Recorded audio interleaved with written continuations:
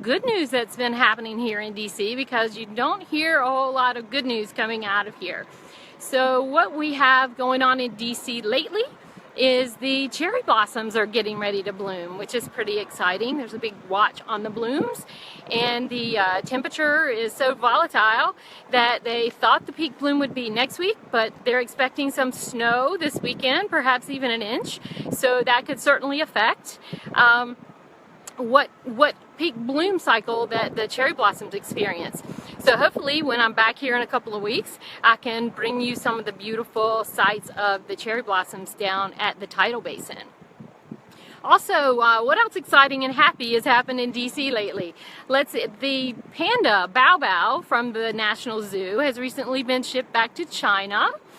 People hated to see Bao Bao go, since she was born and raised here in all of her young years, and she was loaned through the China Panda Reproduction Program, and she was sent back on a plane to China recently, and the zoo had a great program bidding her farewell, and everyone hated to see her go, but we hope to see another panda coming soon.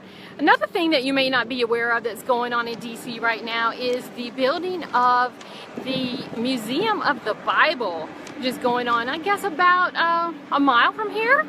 And I have the luxury of visiting DC quite often, and the building is quite something. They're actually saving a facade of a 9-story building that was beautiful brick, and they've retained that and have built this glass dome with glass panels at the top, that if you stand exactly right, you can see that the building looks like a book.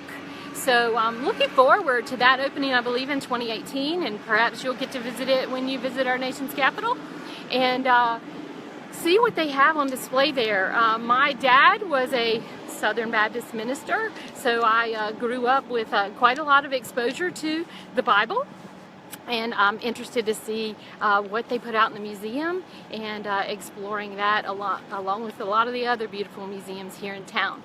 Looks like lots of other folks have joined us, so let's get started on the news of the day.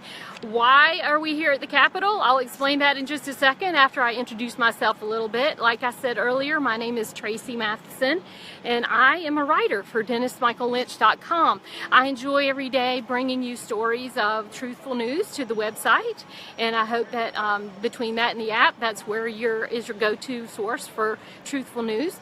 And I started writing for Dennis because I am by trade a fiction author under a different name, and as the election unfolded last year, I saw so much dishonesty in the media that I wanted to put my skills to use, bringing more truthful news to people so they could actually have a real handle on what's going on with our nation and in our election. Throughout the time that I've been a writer, and in several other careers I've had in the tourism industry as well as in the pharmaceutical industry, I've been an avid student of politics, and hopefully I can use some of that background to interest you in some of the things I'm bringing you on this walk and talk that I really appreciate the opportunity to do. So why are we standing out here in front of the Capitol on this incredibly windy day? It's because today is a day without women, although I am a woman and I showed up, which is unlike a lot of women. We'll get to that in a moment, but evidently the House Democrat females have decided today that they are going to dress in the emblematic red that is supposed to be representative of the protest, and they have said that they're going to walk out of session. So I'm hoping in the background we're going to see a stream of representatives dressed in red out here supporting this Day Without Women, which a lot of conflicting messages on exactly what that means. I guess a big package of things that they're supporting, such as equal pay, abortion rights, those types of issues. Messaging is a little sketchy on that. So one thing that is very remarkable here in the DC area is 2 separate school systems have closed down because of this Day Without Women, and they don't have enough teachers available to teach their students today and keep the school system running. One is the Virginia school system, the City of Alexandria schools, and they announced I guess about 48 hours ago, perhaps, that they were going to be shutting down the schools, which perhaps very much inconvenienced women who have to figure out what to do with their children who they expected to be in school today. But more interestingly, perhaps, Prince George's County in Maryland actually closed their school system as of 7 o'clock last night. So the families of the children in Prince George, Maryland County schools had no idea that their children wouldn't be attending school until 7 o'clock last night. So I'm not sure how the Day Without Women organizers anticipated that with particularly perhaps single mothers, or even just don't know where their children are going to be necessarily 12 hours before they're supposed to be in school, and they had to make arrangements. That's what's going on here around the DC area. And what else is going on is our interesting unveiling of the healthcare proposals by the Republicans yesterday. So a lot of shenanigans in that building behind us led up to that revelation. Perhaps you saw a tweet by Nancy Pelosi where she had a picture of a couple of dogs. Unleash the Hounds was her. She had was teasing about them not being able to read the bill. You may have also seen it going around and looking from door to door in some of the committee rooms in the Capitol trying to find the bill so he could read it. The video ended with him addressing a statue of Abraham Lincoln, saying, "Mr. Lincoln, I cannot find the bill," which, I would like to see him focusing more on the business that's important to the people, such as getting on board perhaps with some of the items that might be in the health care plan, and highlighting what the Democrats and the Republicans are going to do to help the American people. Because I hope you caught an article that I wrote on the website yesterday, and it was about a survey that was taken that most 57% of Americans cannot afford a $500 surprise expense. They don't have enough money in their savings. They said they perhaps would put it on a credit card, borrow it from friends or family. So there's some economic woes that are happening here in the United States that I'd much rather have our lawmakers dealing with than pulling shenanigans in the Capitol looking for a bill that is going to be marked up and going to be discussed. And you may recall when the Republicans were pushing through Obamacare that we had to pass the bill before we could find out what was in it, which is the famous quote by Nancy Pelosi, who I highlighted in another article yesterday, is singing quite a different song about how she feels that this version of a health care bill should be handled. She believes that it should not be voted upon until there's a thorough analysis of how it will affect Medicare, how it will affect people who are currently insured on the plan, and a list of other costs that the program will incur to the federal government. And of course that would just postpone voting on something to replace Obamacare. So there are a lot of shenanigans going on here that we are interested in, and still looking behind us there for that sea of red coming out of the Capitol. I don't know if they're going to step outside or not, but we're keeping an eye on that. But I wanted to talk to you a little bit about how you're affected by the goings on here and what you see in the media and what you hear from your friends and family.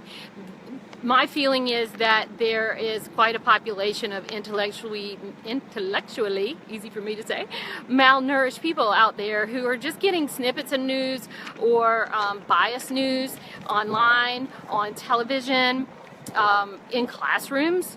Probably a lot of that, except not today in Alexandria City Schools or Prince George's County Schools and other school systems across the nation. So, I think that the lies actually perpetuate the fight between the left and the right. It foments these protests that we're seeing today, and it foments division between families and friends and co-workers. And the truth is that we are the ones that are really being manipulated by these lies. And it strikes me that perhaps the establishment likes the system as it is, because the fighting actually gains them more power. it earns a lot of them more money. Perhaps you saw an article, again, that I wrote yesterday on DennisMichaelLynch.com. Please go and check out all the stories that me and the other writers put there about a lobbyist, Tony Podesta, who's the brother of John Podesta, who scored quite a bundle lobbying for the two top Russian banks to have sanctions removed that Obama had put on Russia after Russia invaded Crimea. So interestingly, that seems to fly in the face of the accusations of the Trump administration being sort of tight with Russia when you have a top Democrat lobbyist whose brother was the head of Hillary Clinton's national presidential campaign, earning money from the two top banks in Russia to do lobbying. But my point is that he's making money on lies. Lawmakers are making money on lies. Lobbyists are making money on lies. The media is making money on lies. All that pit us against each other. So what do lies do? They actually destroy the public trust in the political systems, and they cause us to lose faith in the government. They distract us from the real debate. On the Walk and Talks, Harlan and Dennis and Scarlett all try to bring some real truth to you so you can have true debates with people who may see things differently or may even see things similarly to you. And they also create this polarization in our culture that so many people are benefiting from, but we're not. We're the ones that are actually the victim of these lies. I wanted to talk to you a little bit about a man named Richard Berman. He is best described as a liar for hire here in DC. He's a very prominent lobbyist who has such as big tobacco, the high fructose corn syrup industry, the fast food industry, and he is unapologetic about it, I guess because he's earned so much money. And he was speaking to a group of energy executives recently, and he said, I have clients that come to me and they say, I don't want to lie and I don't want to throw mud because that's really not who we are. And he says to the clients, well, you can either win ugly or lose pretty. Clearly, we have plenty of groups, not only here in DC, but throughout the nation, who are not losing very pretty.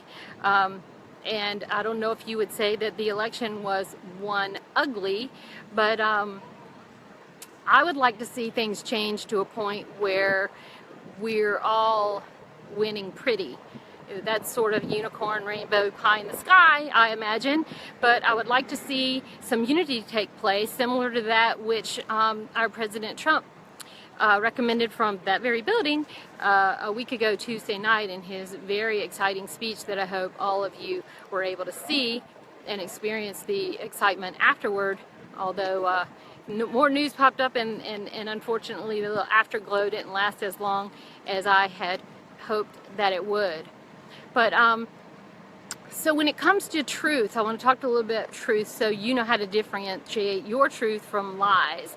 And I'm wondering where you get your truth. Like, on what do you base your truth? Do you have certain news sites, certain principles, perhaps maybe religious principles that you base your truth upon? And I feel like you need to take a few minutes and sit down and really think about where that comes from, and then understand on what that's grounded, because it's really important when we start to have serious conversations and perhaps debates with people who see things differently than we do. And being grounded in something doesn't necessarily mean that you can't change your mind. It means more that you can know exactly where your anchor is, and then, you know, be open-minded. And why should you be open-minded? Well, Donald Trump called for unity in his speech to Congress last week, and I think that we all would like to see some unity. Last week, I believe, if you go back and look in the archives on DennisMichaelLynch.com, you could see the latest Rasmussen Report survey that I did an article on that showed that 63% of Americans surveyed wanted the Democrats to work with our new president on moving his agenda forward. So 63% are eager to see unity, as I am myself. But what does unity actually look like then? To me, do I think if I get everything that I would like to see politically, that means everybody's going to unify and be happy? No, I'm not that naive, although I could still stay hopeful. But what I feel like it means is all of us are going to have to understand what we're willing to perhaps compromise to achieve unity with. If you're a Republican, then with the Democrats, or if you perhaps have a different political view than your neighbor, then maybe you could come together with him or someone in your family. A lot of folks have lost relationships over this this election and the polarization in our political climate. So another question I have for you, in addition to on what do you base your truth and what is your truth, is on what are you willing to compromise to see some unity gained in our country? Certainly I believe it's naive to think that the fringe of both sides are going to be satisfied with anything less than purity in their philosophical views. But I think a lot of us in the middle of the bell curve, so to speak, if we can open our minds to certain things, and I'll cite this forthcoming argument over the healthcare legislation.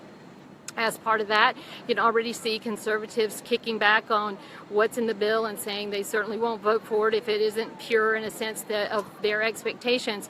So what is it that you're willing to compromise? Anything on immigration, anything on health care, anything on social issues? I'd love to hear from you and see where you'd be willing to meet in the middle in order to achieve some unity here in our country and move forward with the agenda and hopefully the economic agenda in particular, where more Americans can save money and more Americans can be prepared for that $500 unexpected expense that they perhaps would be able to pay if things were better and the jobs that were created were more than the minimum wage jobs that were mostly created during the Obama administration.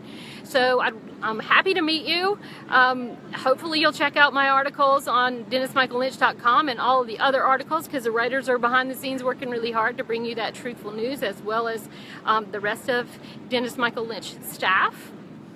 Please download the app if you haven't downloaded the app.